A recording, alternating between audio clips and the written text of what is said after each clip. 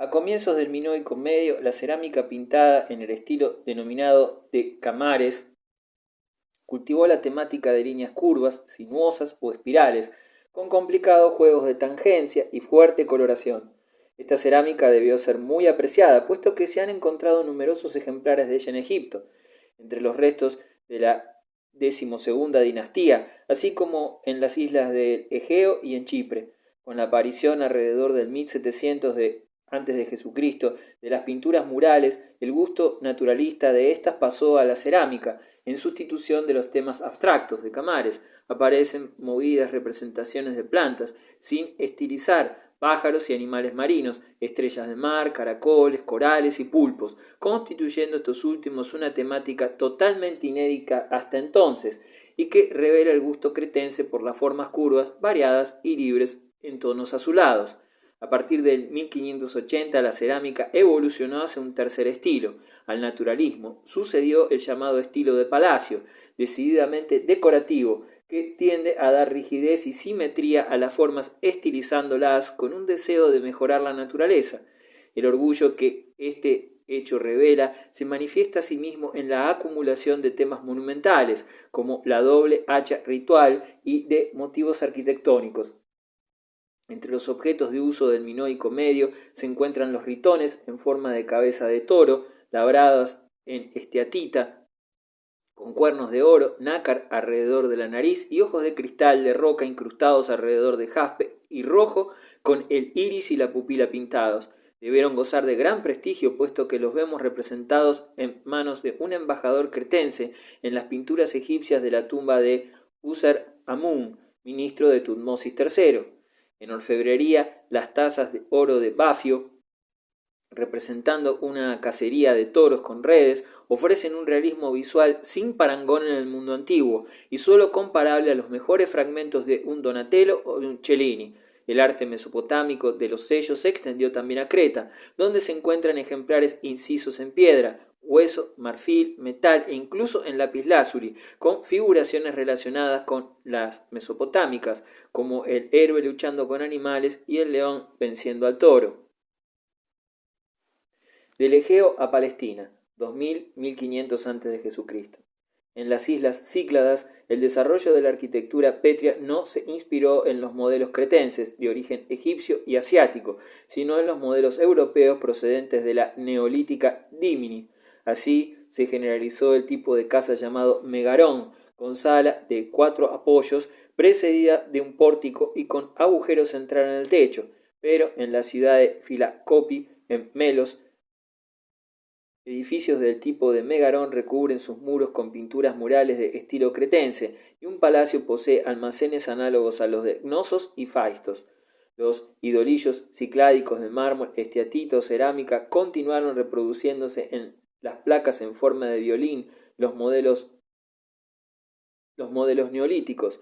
No obstante, en esta época aparecen ya obras más complejas, como la estatua en mármol de la Gran Madre, hallada en Amorgos, de 1,5 metros de altura, esquematizada sin ojos, boca ni ombligo. En Queros se encontró una estatua representando a un tocador de arpa sentado en una silla de patas caladas, que constituye un prodigio de escultura tridimensional, llena de calados y de espacios interiores, producto de un verdadero virtuosismo. Troya se había convertido en una ciudad muy rica que comerciaba con Anatolia, Chipre, islas del Egeo y con los pueblos danubianos y del sur de Ucrania. Su esplendor en este periodo se hace patente en la abundancia de joyas de todas clases, en oro y en plata, así como de armas en plata y en bronce. Su cerámica tardía sigue los tipos de estilo de palacio cretense.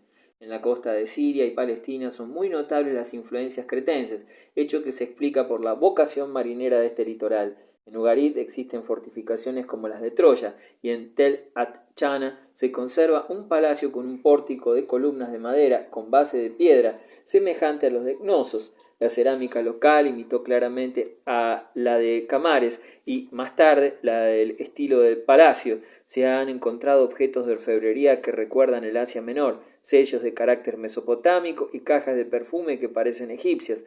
También presentan influencia egipcia los pectorales de oro hallados en biblos, al lado de collares de estilo caucasiano.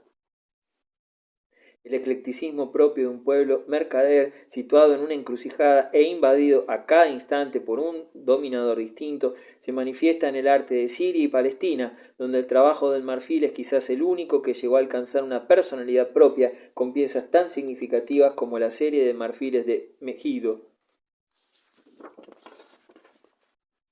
Megalitismo del bronce, 2800 a.C. Entre los años 2000 y 1500 a.C., en algunas regiones hasta el 800, las manifestaciones occidentales de la civilización se hallaban informadas por el vasto fenómeno del megalitismo.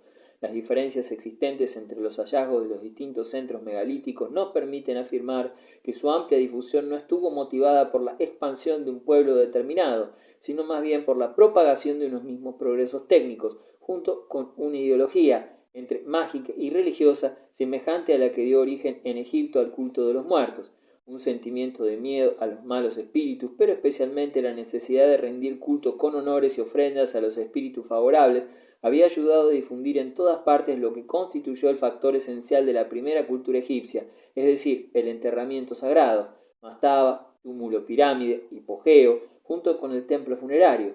Otro aspecto ya más francamente religioso sería la difusión de un culto solar, propio de pueblos agrícolas, como el que en Egipto dio lugar a los templos de Heliópolis o de Abisur, con sus moles enhiestas, origen de los obeliscos. En los caminos del Mediterráneo, la primera escala occidental que aparece relacionada con orígenes egipcios, pero más todavía con la no lejana cultura de Creta, es la de las islas de Malta, Gozo y la Pantelaria. Por el carbono 14 se ha podido fechar el desarrollo de la cultura maltesa entre el año 2700 a.C., en que aparecen sus primeras manifestaciones, y en el 1500, época en que una invasión probablemente procedente de Sicilia acabó con ella.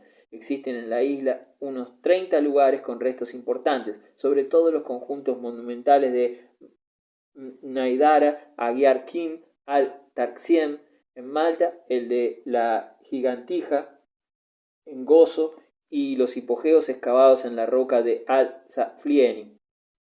Las grandes construcciones de Malta y Gozo son templos concebidos como hipogeos enteramente excavados en la roca o bien formados por estructuras exentas que imitan la cueva. Su planta típica consiste en una entrada monumental que da paso a un vestíbulo transversal con los extremos en ábside, tras el que se accede a un espacio en forma de trébol constituido por un transepto y una capilla central. Esta disposición recuerda la de muchos hipogeos egipcios, como por ejemplo las plantas de las tumbas de Amnos, Uya y Pinhesi en la necrópolis de Tel el Amarna. El aspecto primitivo que confieren las terminaciones absidiales a estos conjuntos, que se han llamado en planta de cruz de Lorena, contrasta con la perfección estereotómica de los elementos monumentales, la pureza de cuyos prismas cuadrangulares, pilares monolíticos o arquitraves recuerda el carácter del templo funerario de Cefrem.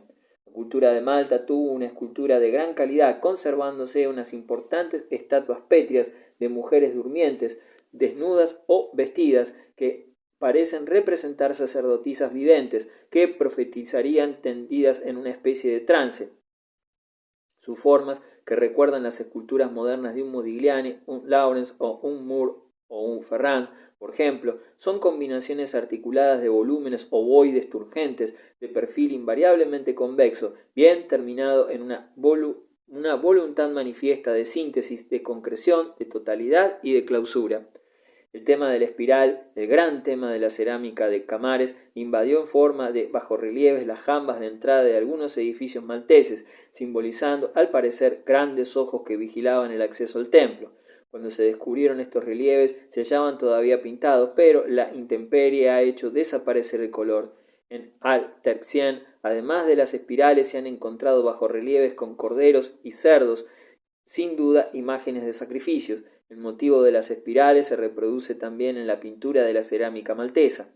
En Sicilia, sobre los restos de la pintura neolítica de Steintignello, tuvo efecto una irradiación de la megalítica. Sus monumentos principales son los hipogeos de Castelluccio, fechables hacia el 1700 a.C., en cuya entrada los pares de espirales esculpidos en bajorrelieves evocan de nuevo unos ojos vigilantes. En la vecina península italiana, las tumbas de Gando, cerca de Paestum, son monumentos análogos de la misma época.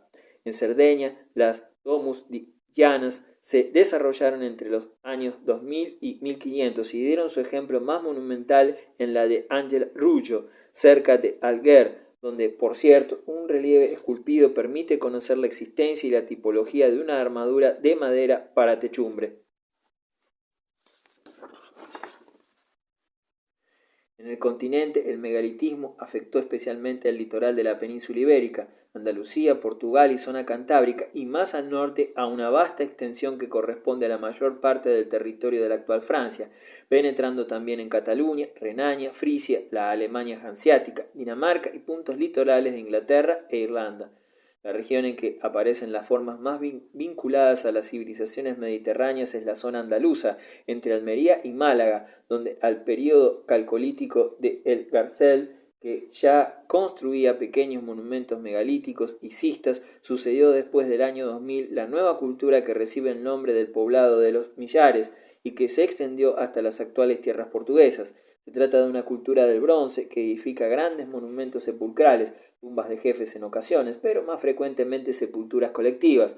Estas tumbas suelen ser cuevas artificiales con cámara sepulcral circular, construidas a base de piedras devastadas sin apoyar y rematadas con falsa cúpula. Tienen acceso a través de un dromos o pasillo cubierto por lo general con grandes losas de piedra. Entre las cuevas de este tipo se encuentran la de la Menga, Matarrubilla y la de Romeral, esta última la más monumental, con una cúpula de 4 metros de altura. En Bretaña encontramos un completo repertorio de las formas arquitectónicas megalíticas, hasta el punto de que modernamente todas ellas son conocidas con nombres bretones. En esta región francesa, los dólmenes, en bretón, mesa de piedra, se diferencian de los sepulcros andaluces o portugueses por estar formados por muros de grandes piedras verticales en una sola hilera cubiertos de anchas losas, generalmente precedidos por el dromos, que constituía un auténtico templo funerario. Ambos espacios estaban a veces separados por una gran piedra que dejaba sin embargo resquicios suficientes para depositar las ofrendas dentro del dolmen. En algunos casos, al igual que en la andaluza cueva de los Millares, una alineación de piedras altas en semicírculo delante de la entrada cumplía la función de los patios y de los templos funerarios egipcios como lugar destinado a los sacrificios. A veces los dólmenes se agrupaban bajo un solo túmulo, como ocurre con los 9 dólmenes de Barnetness, cerca de Plousoch. El menhir, que en bretón significa piedra larga, consiste en una piedra alargada clavada verticalmente, como el Bet-El, casa de Dios, que se cita en la Biblia, y como los obeliscos del culto solar egipcio. Por analogía con pueblos primitivos actuales que todavía los erigen, se supone que los menhires serían considerados como lugares de reposo para los espíritus, pero ello no obsta para que pudiesen tener una vinculación solar, pues los pueblos agrícolas relacionaban a los espíritus con el sol, fuente de toda energía. El mayor menhir que se conoce, comparable a los obeliscos egipcios, es el de Locmariquer, Mané Groa en Morbilah, semi-destruido por los rayos. Alcanzaba una altura de 23 metros y medio y pesaba 310 toneladas. Se trata probablemente de la columna del norte que cita Esinio de Quíos en el siglo I a.C., a referirse a los celtas y vénetos. Otro menhir gigantesco es el de Kerloas, con 12 metros de altura, pero por lo general la mayoría miden entre los 3 y 6 metros. Los menhires solían levantarse formando largas hileras o bien un círculo cromlech, dando lugar así a impresionantes conjuntos de arquitectura megalítica. Existen en Bretaña 58 cromlech y 56 alineaciones, de las que solo la de Karnak cuenta con 2.800 menhires.